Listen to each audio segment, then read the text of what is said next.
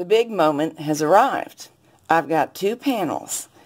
We need to align them so that the skinny amounts of seed stitch, they're only about 4 inches wide, those pieces are touching one another. This is the wide piece. That's not the one we want.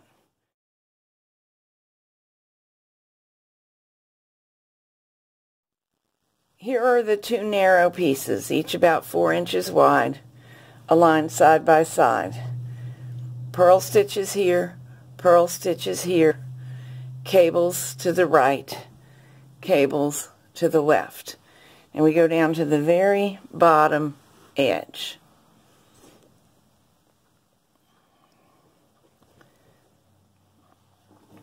And I've already pulled a loop of yarn through the purl bump of the bottom edge of the right side. You can start on the left or right, it doesn't really matter. I think you should probably choose by which is your dominant hand. Now orient things so that you've got your loop at the very bottom and the working yarn up above. Go down and pick up the same loop that was worked through the other side. You may have wondered, why did I edge this with purl stitches? Because these make bumps, and it's more traditional to have a knit stitch at the edge, which makes a smooth edge. But that's because we want to use these purl bumps to seam with. And the reason you want to seam with them is because they don't stretch out the way these strands of yarn will do. And they're easy to find. So I'm inserting my tool under the right purl bump, under the left purl bump, pulling through a loop. And that's pulling through 2 purl bumps and the stitch that's already on the tool. By the way, I'm using a 5mm hook here, which is not what you would work this yarn with. But we're compromising between what works easily into the purl bump and what will grab the yarn. And that's what I came up with. It's very easy to see the next purl bump in a row. So insert into each one of them. Pull through all 3. If you need to help it along with your fingertips, as I just did, that is okay. This one's been worked into, this one is not. It's free. Into it, into the one on the left, pull through.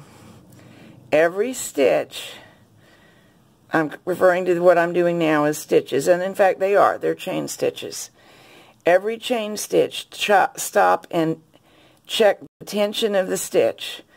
What we want to do is keep the length of the fabric exactly the way it is. Not pull it in, not stretch it out and make it ripple.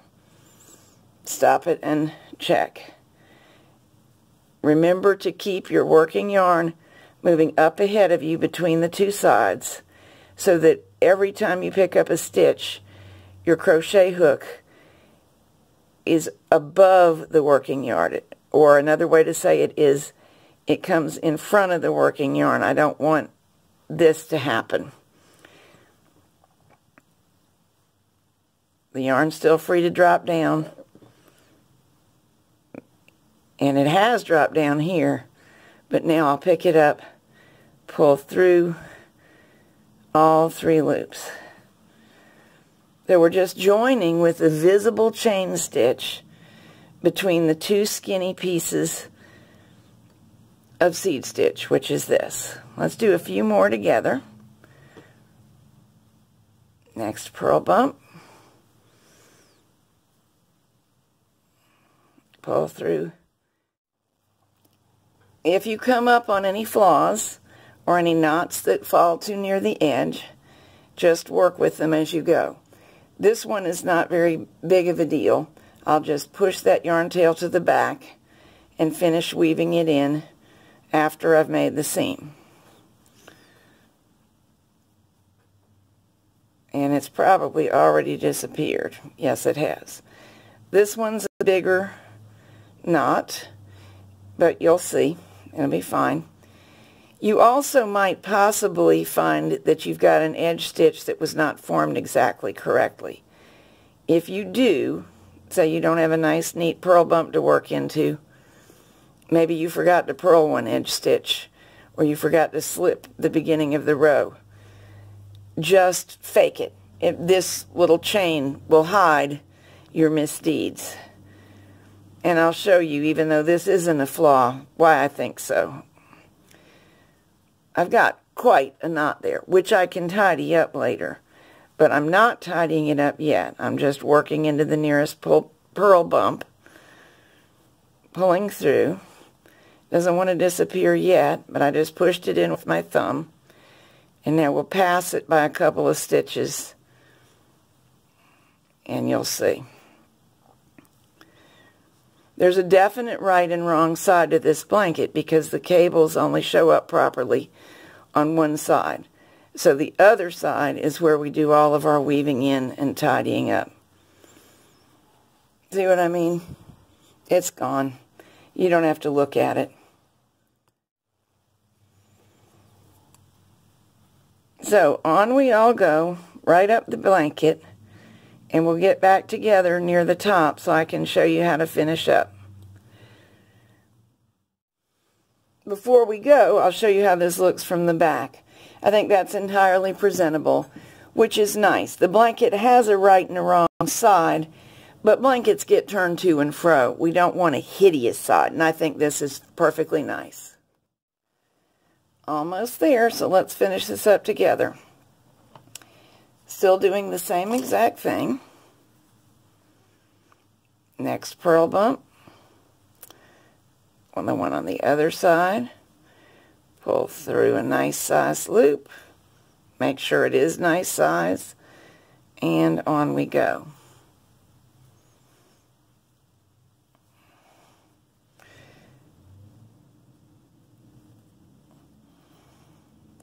By now you will have probably learned a few techniques, and one I've learned is to kind of pinch all that together, and it makes pulling through a little bit easier. But whatever works for you, there is no specific right way.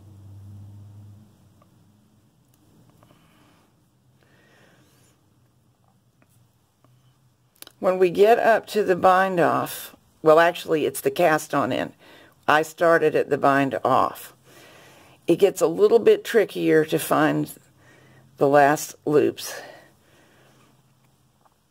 but we can do it.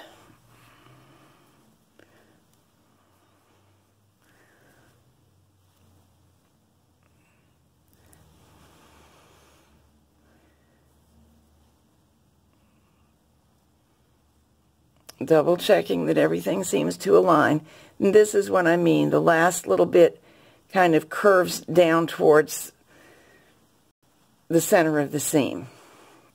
But we will get that joined.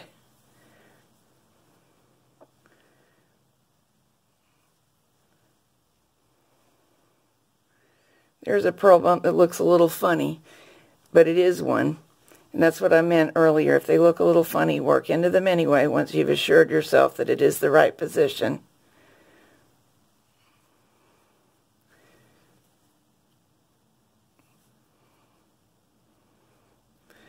That's one. That's one. And that one's going to be hard to work into, I can tell.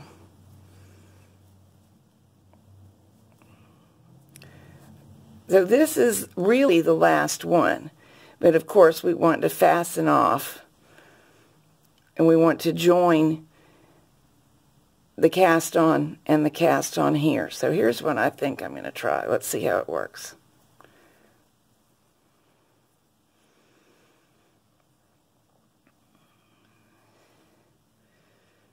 Yep, that's going to work out nicely. I'm going to do it, then undo it, and do it again.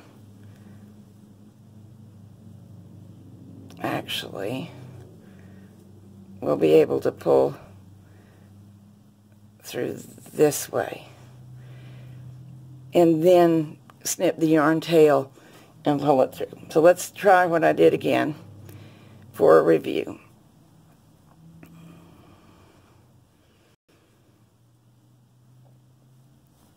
All right, we've made our last purl bump join. This is the loop that pulls through.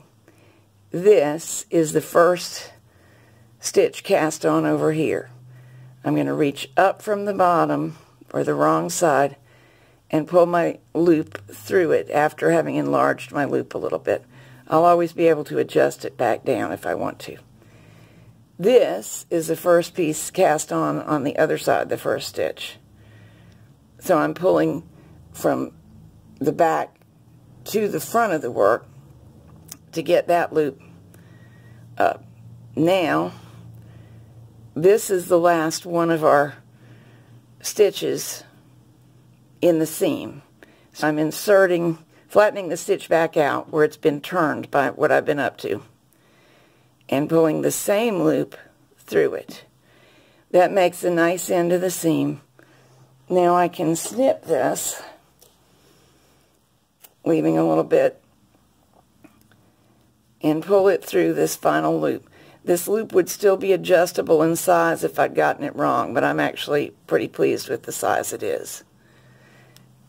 Now, I'll weave in the normal way. And if you're like me, even though I've been weaving in my ends as I went along, I still do have a few to weave in to finish the blanket.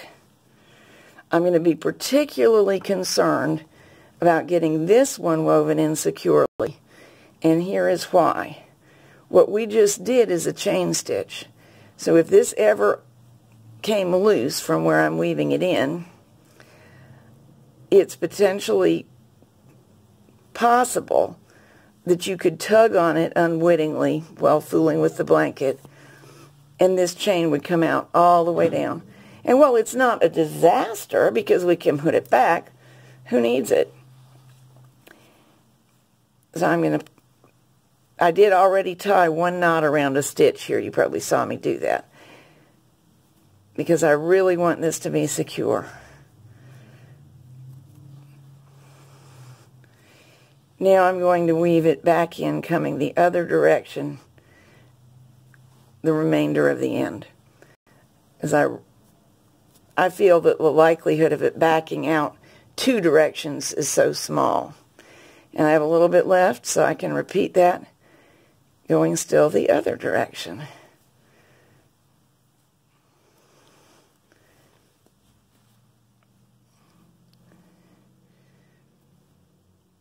And this should do it. All right, let's all go finish weaving in any extraneous ends and go look at this blanket all finished. Does that look cozy or what? I know I'll enjoy mine. I certainly hope you'll love yours just as much. I'll see you next time I have an inspiration. Kisses.